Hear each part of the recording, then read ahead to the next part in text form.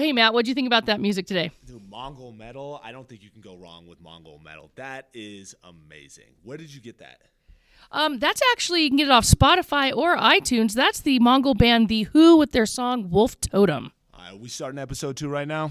We totally are. And thanks, everybody. Welcome back to Storytime with the Historists with your hosts, Jen Dumas and Matt Breen. And today we are on part 2 of our Mongol trilogy, talking about the Pax Mongolica. Now, if you haven't listened to our first podcast on the Mongols, we would highly recommend it.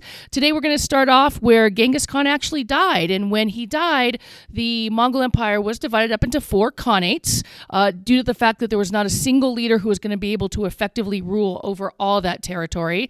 And as you remember, those 4 khanates are the Yuan dynasty in China, the Jagadai Khanate in Central Asia, the Golden Horde Khanate in Russia, and probably one of the most important khanates of the entire region, which was the Il Khanate, which made up Persia and the Middle East. So if we're going to talk about the Il Khanate, we got to go back a little bit further in history, not where Genghis Khan is dead, but actually when Genghis Khan decides he's going to break out of East Asia and he's going to start moving into Central and Western Asia. So I got this really good story to tell you guys about, and it also helps give me a little redemption points because a lot of you guys said I got slaughtered by Miss Dumas last week in our debate because I didn't have good enough details. So I've got this story about the Khwarezmian Shah and Genghis Khan really starting to emphasize trade and not just warfare and battle as his vehicle for future successes.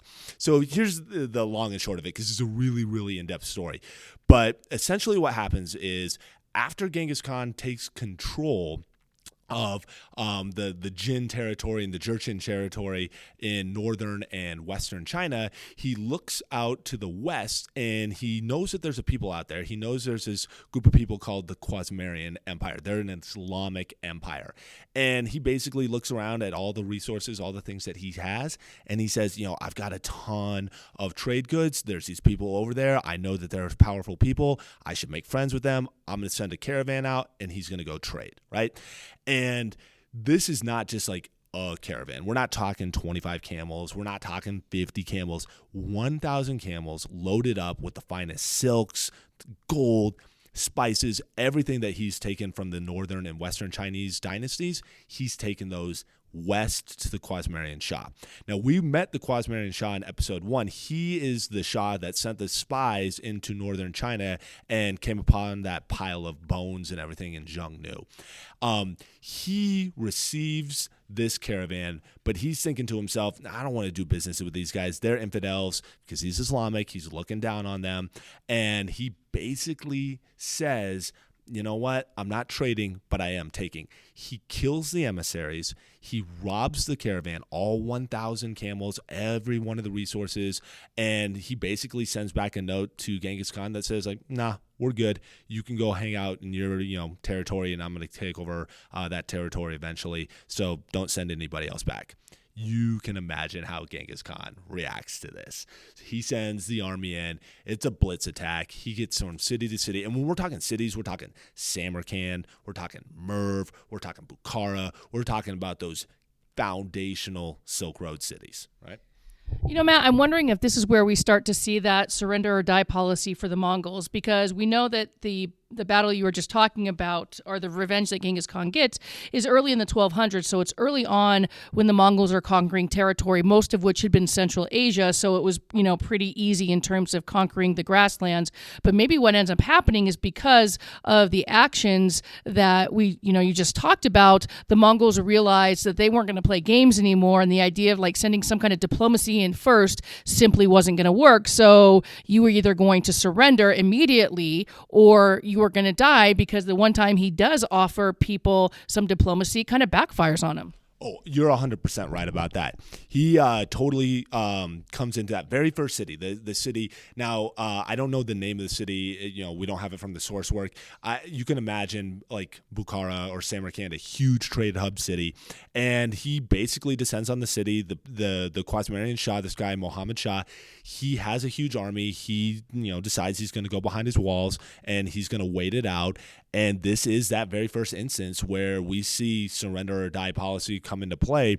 Well, the Khwarazmian Shah goes with we'll fight it out. We're not going to surrender, and Genghis Khan goes with die once he breaks into these cities. And the only people that are going to be saved in each one of these major cities are going to be people with administrative capabilities or people who have the ability to essentially run an empire.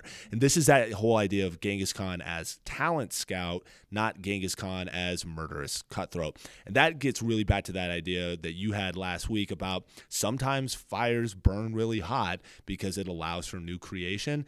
Well, this is a really good instance of that. So just really quick before we transition to dead Genghis Khan, the story of the Khwarazmian Shah and his life is we got to just say what happens here. Basically, Genghis Khan pursues him from city to city to city, all the way to the Caspian Sea. This guy gets on a boat. He goes out into this island in the middle of the Caspian Sea. Some people say that Genghis Khan's men tried to ride their horses out into the sea and pursue him. Who knows? This guy, though, dies on that island. Every single time he comes back, there's a contingent of cavalry waiting for him, and he dies in exile on this island. And what's left over? We've got the Khanate. And this Khanate is going to be that trade Khanate. And this is where we really start to see the more creative side of the Mongol Empire. So absolutely, without a doubt, the surrender or die policy is certainly one way that the Mongols impacted the people who they'd taken over when they created their empire, but it's not the only way. I mean, really, when we look at Mongol rule, the impacts go from the political level to the economic level to the cultural level. And so let's look at a little bit more of those.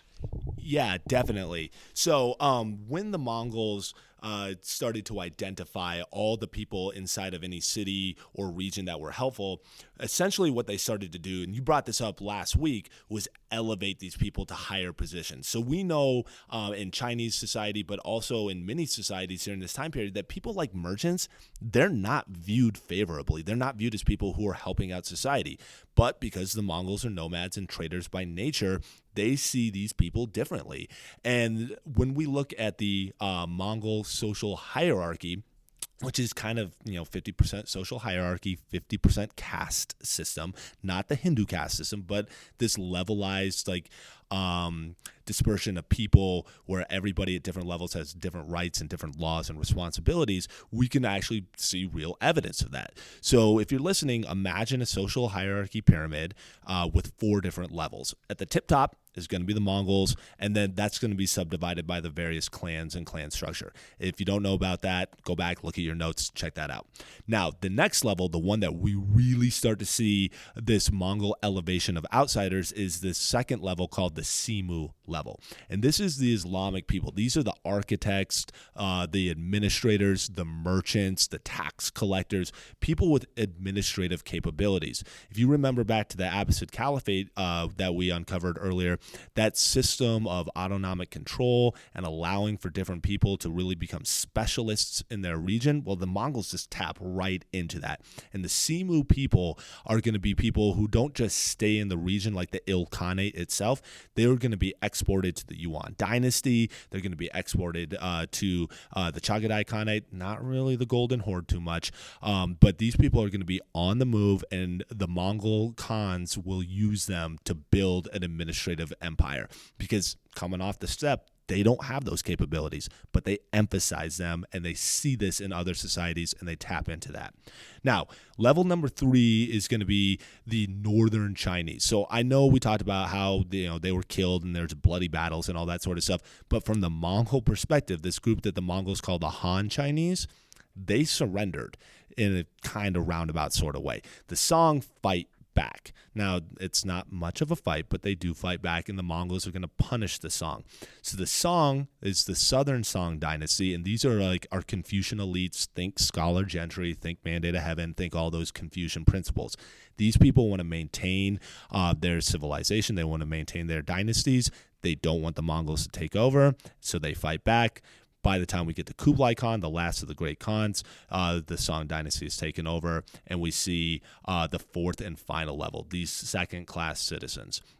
How do we know they're second class? Well, the Mongols had a lost code called the Yasa. And the Yasa was a really strict set of laws. And the further down the social hierarchy you went, the worse the punishments were and the stricter the laws were for you. So we know that the Mongols emphasized trade. We know the Mongols emphasized these different groups of people because of the way the Yasa was applied to these citizens. You know, Matt, that was a really good discussion about the new social hierarchy that was created as a result of the Mongols as one of their major impacts. And I think it's really important to know that hierarchy because it's the first time in Eurasia where the Chinese are on top. And as students, you guys remember from our previous discussions that the Chinese have always been fairly ethnocentric and xenophobic. And so when someone does come in and show that they're better and they're stronger, that's really going to flip, for lack of a better word, it's going to flip the lid for most Chinese people. And it gets even worse when Kublai Khan takes over China with the Yuan dynasty.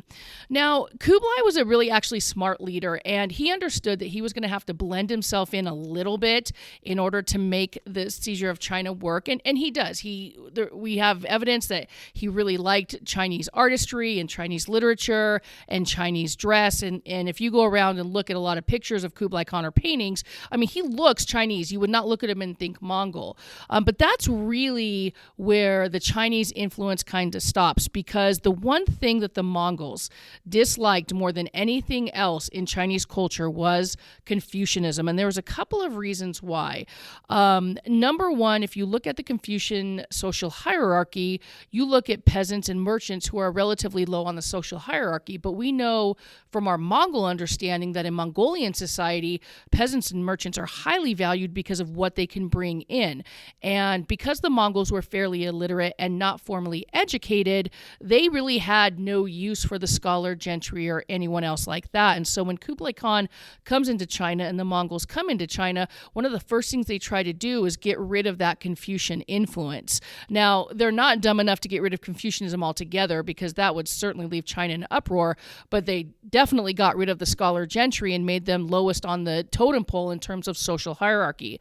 And they elevated the status of merchants and farmers. And so what does that do to China? Well, if you're a member of the scholar gentry or you've been fairly high up on the social hierarchy in Chinese society for a long time, this is going to aggravate the heck out of you, and you're not going to be really down with what the Mongols are doing and probably seeking revenge, at least in the future. But if you're a peasant or if you're a woman, Chinese woman, or you're a merchant, you are not nearly as aggravated with Mongol rule. A, because you're being able to make a better living. B, you're getting a lot more respect from the Mongols than you may have had from your traditional Chinese leaders. And so in that case, you can see the Mongols both as hero and both as villain to Chinese people. Wow, Jen, that sounds like huge change here. So are we saying that all of Chinese society has changed and gone? Is China been flipped totally over 100%? Yeah, I don't think they've been flipped over 100%. Certainly Confucianism is going to take a back seat in China while the Mongols are ruling, but the people are still practicing it. They're still practicing the filial piety.